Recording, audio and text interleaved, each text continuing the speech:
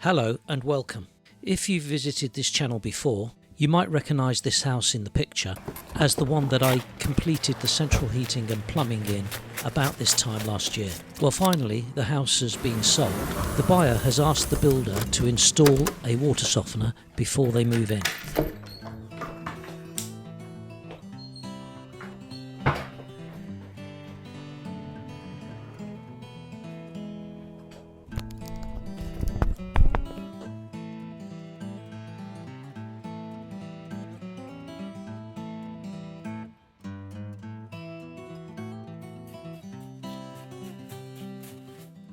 So in this video I'm just going to go through roughly how I go about installing a water softener.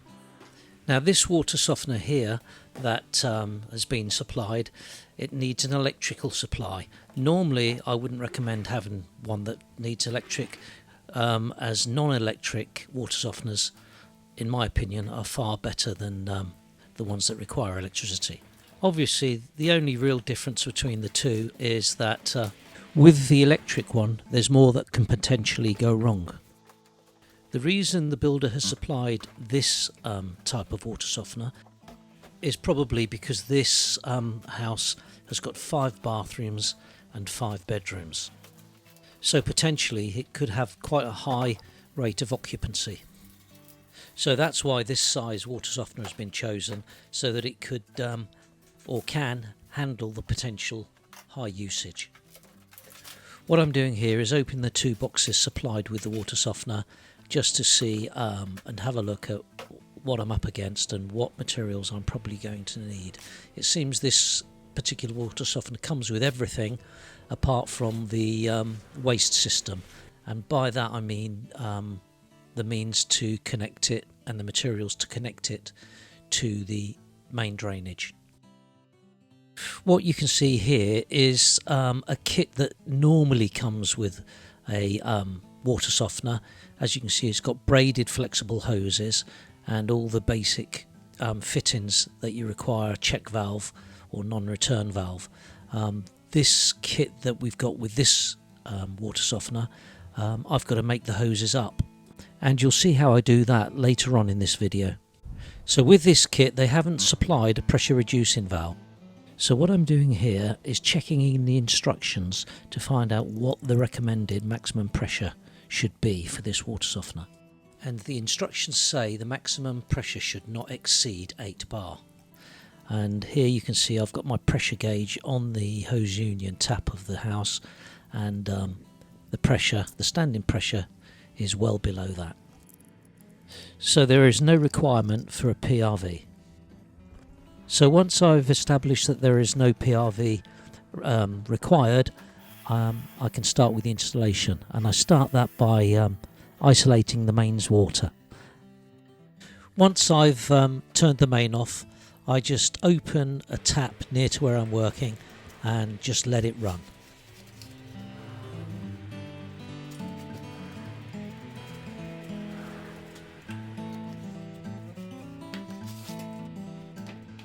Whilst I'm waiting for the water to drain out, I identify the cold mains that's in this plant room here, and I remove all the relevant bits of insulation. This valve that I'm turning off here is a supply to an outside tap at the other side of the house.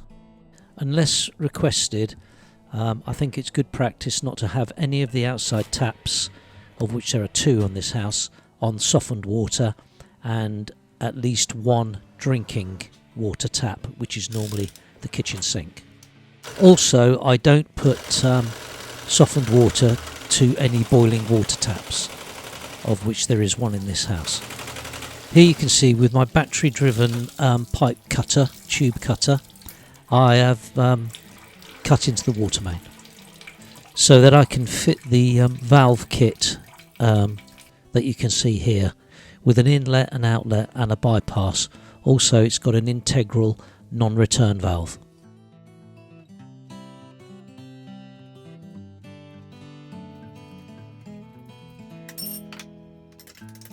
Here I'm just connecting one of the outside taps to the hard water side of the water main. I'm just using here a bit of cement board to act as a burn barrier on this plywood wall surface, and I screw it into the ply just to keep it secure while I do the soldering. All of the plumbing and heating in this house has been done with copper tube. The only plastic pipe work is in the underfloor heating. This is the inlet part of the manifold, and you can see it's got an integral check valve or non-return valve built into it. The check valve is there so that should anything untoward happen with your water softener, it doesn't go back, the water doesn't go back and contaminate the main.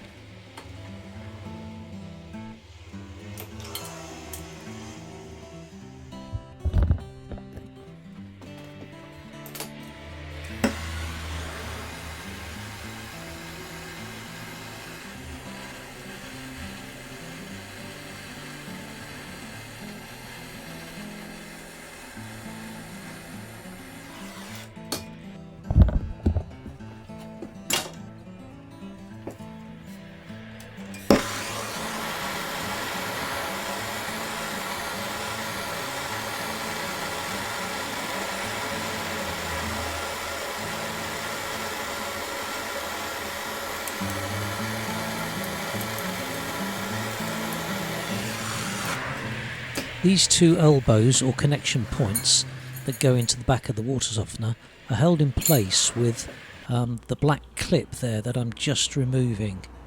Then in the groove of the connection there'll be an O-ring that I've got to put on there, and that makes the seal. And once the O-ring's been pushed in, the clip just holds the fitting in place. These are the connection pieces that have got to be put or fitted into the end of the hose that connects the inlet and outlet to the water softener. Basically, it's just these fittings with some clips. The fittings just push inside the hose, and then the clips are pinched up to keep them secure. The way that I pinch up the clips is by just using a pair of pinchers really, and getting them as tight as I possibly can. I've got to say, I'm not a big fan of these self-assembly hoses. I much prefer the type of hoses that are normally supplied with a water softener, and that's the braided type.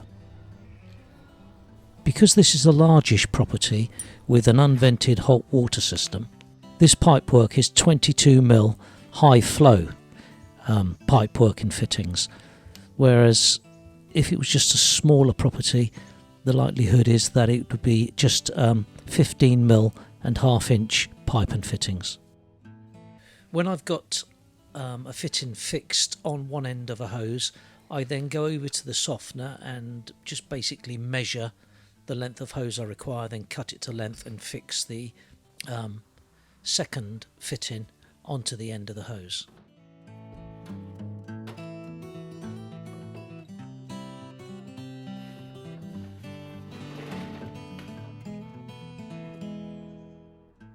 This is not a great camera angle, but if you can see at the top of the picture there, you can see an elbow that's connected to a valve, and I'm just measuring off the amount of pipe work that I need to use. This pipe is easily cut with a pair of PEX pipe cutters. Once I'm happy that the pipe is the right length, I just insert the fitting into the pipe and crimp the clips around it.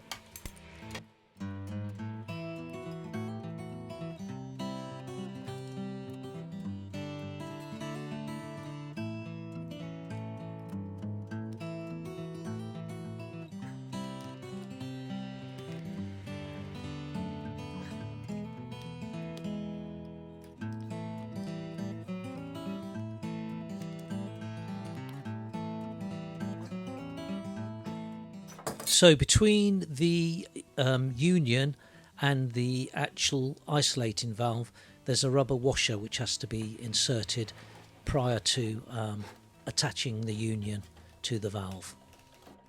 Once the inlet and outlet pipes are connected properly to the water softener, it's just a case of connecting the discharge pipe from the water softener and connecting the overflow.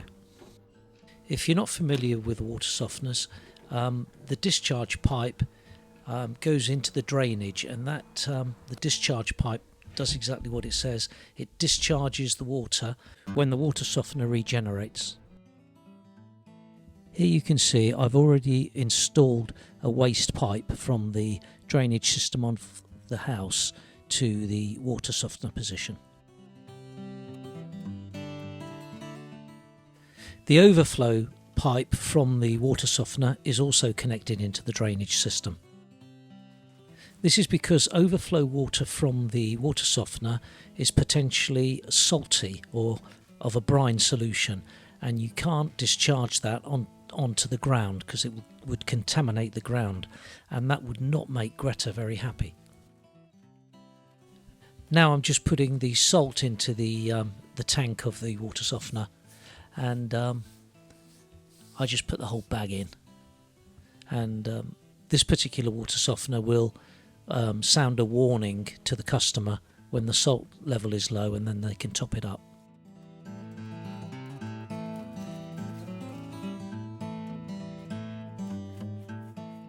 Once the water connections are fully connected and the water softener is fully tested, the next thing I've got to do is check the hardness of the incoming water.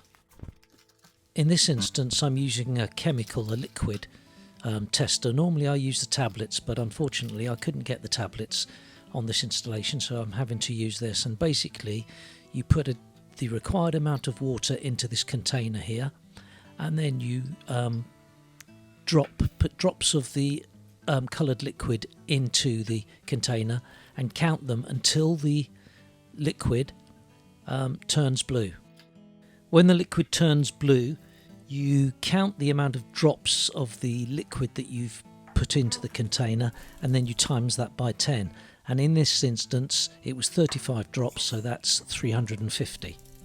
So that's 350 parts per million, and so you just set up the water softener accordingly on the electronic interface.